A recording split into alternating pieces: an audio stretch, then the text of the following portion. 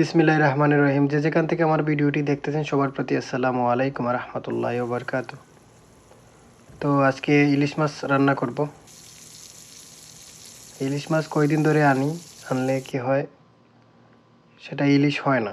আজকেও আনলাম, দেখি ইলিশ হয় কিনা। মানে ইলিশ তো আছে, ঠিক আছে, তো ইলিশের স্বাদ পাওয়া যায় না, হয়তো বারমাই ইলিশ হয় আর কি। যাই হোক, এই হলো মাছ, 1 কিলোর একটা মাছ। বিদেশের মাটিতে 1 কিলোর ওজনের মাছ আসলে অনেক বেশি। তো আজকে মনে হলো যে এটা ইলিশ হবে। যাই হোক, আমি কাটাকুটি করে নিচ্ছি। 8 টুকরা মাছ হয়েছে আর কি। তো আমি বেশি রান্না করব না, 4 টুকরা রান্না করব। দেখি আজকের মাছটা কি হয়। অন্যান্য দিন মাছ রান্না করলে তো আসলে ইলিশ মাছের ফিল পাওয়া যায় না। তো যাই হোক, মনের ইচ্ছায় আনি আর কি। দেখলেই তো লোভ জাগে ইলিশ মাছ আনতে, তবে এনে দেখি ইলিশ নয়। যাই হোক, সেটা মোটামুটি ঘ্রাণ পাইতেছি, তার মানে এটা ইলিশ। তবে যে দেশের ইলিশের মতো যেরকম একটা স্মেল, এরকম নয়, তার থেকে কম। মাত্র 4 টুকরা মাছ দিলাম। এদিকে আমি পেঁয়াজ রসুন কেটে নিয়েছি, তারপর টমেটো, অল্প একটু পানি,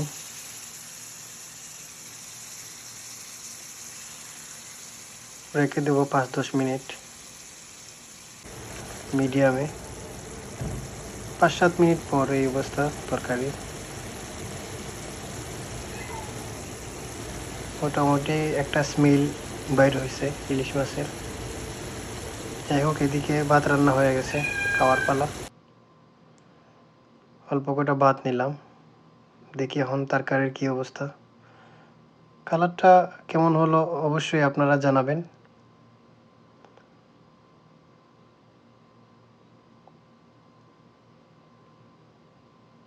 তারপর দেখি 1 পিস মাছ নিয়ে, যদি ভালো লাগে সব খেয়ে ফেলবো, আর যদি ভালো না লাগে তাহলে আর খাওয়া যাবে না। 1 পিস নিলাম আগে, নিয়ে দেখি কীরকম হয়।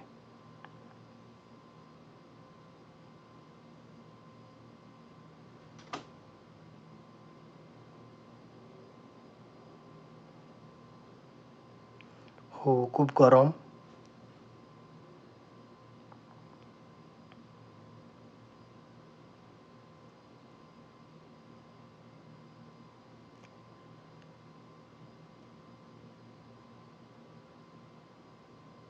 যাই হোক, আলহামদুলিল্লাহ, সেটা ইলিশ মাছই।